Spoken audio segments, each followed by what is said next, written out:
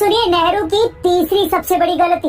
साल 1953 में अमेरिका की तरफ से भारत को यूएन का स्थायी सदस्य बनाने का प्रस्ताव दिया गया था और तब उन्होंने प्रस्ताव ही ठुकरा दिया और चीन को स्थायी सदस्य बनाने की वकालत करने लगे।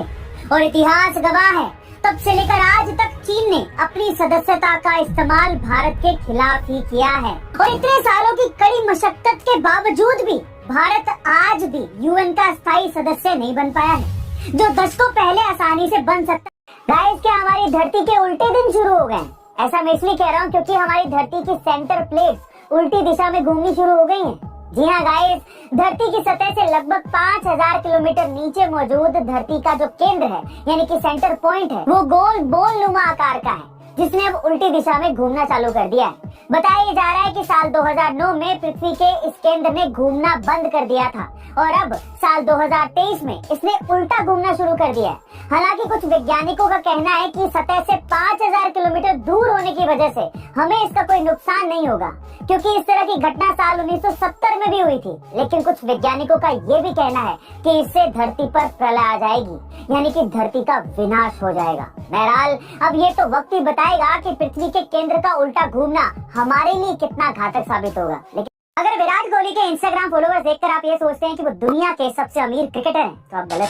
चलिए आज इस वीडियो में हम आपको दुनिया के 5 सबसे अमीर क्रिकेटरों के बारे में बताते हैं, जिसमें 5वें नंबर पर है वेस्ट इंडीज के ब्रायन लारा, जिनकी नेट वर्थ है 4 अरब 90 करोड़ रुपए।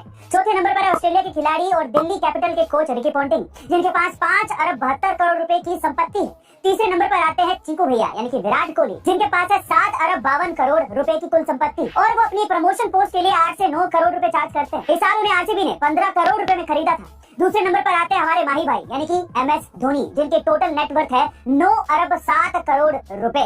साथ ही उनके पास 7 करोड़ का एक आलीशान फार्म हाउस भी है। इस साल IPL में CSK ने उन्हें 12 करोड़ रुपए में खरीदा था। और अब पहले नंबर पर क्रिकेट के भगवान और मुंबई इंडियंस के कोच सचिन तेंदुलकर, जिनकी कुल संपत्ति है 13 अरब 90 करोड़ रुपए।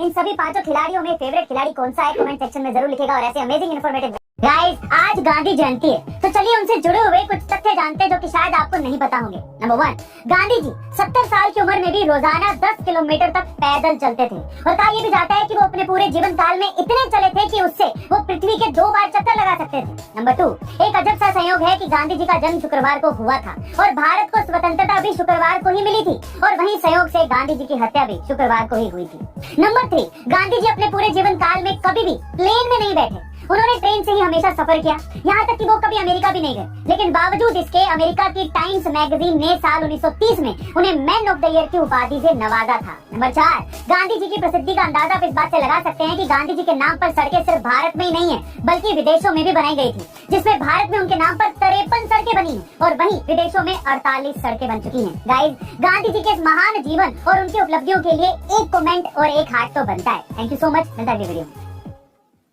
Powerful people make places powerful. तो आज इस वीडियो में हम आपको इंडिया के 10 सबसे पावरफुल इंसानों के बारे में बताते हैं। इंडियन एक्सप्रेस के रिसर्च के अकॉर्डिंग मोस्ट पावरफुल इंडियंस 2023 की लिस्ट में नंबर 10 पर आते हैं national security adviser Ajit Doval. Number 9 पर आते हैं इंडिया के करंट रिचेस्ट पर्सन और रिलायंस इंडस्ट्रीज के चेयरमैन मुकेश अंबानी। नंबर 8 पर है minister of finance and corporate affairs Nirmala Sitharaman. Number 7 पर है बीजेपी के national president JP Nadda. Number 6 पर है RSS के चीफ मोहन भागवत, जिन्होंने इस पोजीशन को होल्ड करके रखा है। नंबर 5 पर है यूपी के CM योगी आदित्यनाथ, जिनका कार्यकाल पूरा होने वाला है लेकिन दोबारा इन्हीं के CM बनने के चांसेस सबसे ज्यादा हैं। नंबर 4 पर है इंडिया के एक जज और current chief justice of India DY Chandrachud. Number 3 पर है S जयशंकर, जो मिनिस्टर ऑफ एक्सटर्नल अफेयर्स हैं। नंबर 2 पर है अमित शाह, जो इंडिया के यूनियन होम मिनिस्टर है। और पानी नंबर 1 पर हमारे PM नरेंद्र मोदी।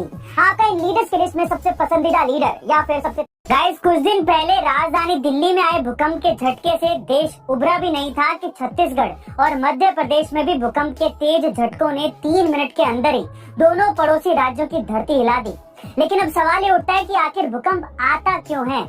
चलिए जानते हैं। दरअसल धरती के अंदर कुल मिलाकर 7 प्लेट्स होती हैं, जो कि हर समय मूव होती रहती हैं। लेकिन जब यही प्लेट्स आपस में टकराती हैं तो वहाँ एक ऐसा फॉल्ट जोन बन जाता है जिससे ऊर्जा बाहर निकलने की कोशिश करती है और फिर इसकी वजह से जो हलचल होती है उसे हम भूकंप कहते हैं। और हाँ, भूकंप का सेंटर धरती की सरफेस से जितना नजदीक होता है वहाँ उतना ही तेज भूकंप आता है। वैसे गाइस, क्या आपको इसके पहले तक भूकंप आने का ये फैक्ट पता था? और अगर नहीं तो कमेंट सेक्शन।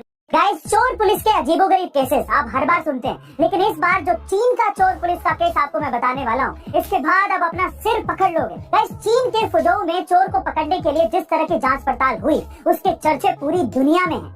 दरअसल 11 जून की रात को चीन के फुझोउ में एक घर में चोरी होती है और हर बार की तरह पुलिस आती है, लेकिन चोर का कुछ अता पता ही नहीं लगता है। पर इस बार किचन में अंडे और नूडल्स को देखकर पुलिस ने यह अनुमान लगाया कि चोर रात को पक्का यहीं पर ही रुका होगा। लेकिन हैरानी की बात तब हुई जब पुलिस को जांच पड़ताल में 2 मरे हुए मच्छर मिल गए। पुलिस ने काफी होशियारी से अनुमान लगाया कि हो ना हो इन मच्छरों ने चोर का खून जरूर पिया होगा, इसलिए इन मरे हुए मच्छरों को इकट्ठा किया गया और उनके खून को डीएनए टेस्ट के लिए भेज दिया गया, जो कि टेस्ट के बाद एक क्रिमिनल से मैच हो गए और चोर पकड़ा गया। इसीलिए कहते हैं कि चीन है तो वहाँ पर कुछ भी पॉसिबल है। आपको इस इंटरेस्टिंग घटना के बारे में सुन के कैसा लगा कमेंट सेक्शन में जरूर लिखिए। गाइस, आजकल छुट्टियों में रोज सुबह जब आप लेट उठते होंगे तो आपकी मम्मी या आपके पापा जरूर आपको ये कहते होंगे कि उठ जा, कब तक कुंभकर्ण की नींद सोता रहेगा। लेकिन अब सवाल ये है कि इस मुहावरे में बार बार मैथोलॉजिकली कुंभकर्ण का ही नाम क्यों लिया जाता है? क्या आप जानते हैं? चलिए हम आपको बताते हैं। दरअसल कहा यह जाता है कि कुंभकर्ण काफी ज्यादा शक्तिशाली राक्षस था, जिसने एक बार घोर तपस्या करके ब्रह्मा जी को प्रसन्न कर दिया। उसके बाद जब ब्रह्मा जी ने उसे वरदान मांगने को कहा तो कुंभकर्ण दरअसल इंद्रासन मांगना चाहता था। गौर करिएगा, इंद्रासन। लेकिन ऐसा अगर हो जाता तो अनर्थ हो जाता, क्योंकि कुंभकर्ण साक्षात देवलोक पर कब्जा करना चाह रहा था। कहते हैं कि देवलोक को कुंभकर्ण से बचाने के लिए माँ सरस्वती कुंभकर्ण के मुख पर विराजमान हो गई, जिसके कारण कुंभकर्ण के मुंह से इंद्रासन की बजाय निद्रासन निकल गया, जिसके बाद से वो हर 6 महीने में सोता ही रहा। गाइस, आपको मैथोलॉजिकल कहानी क्या पहले से पता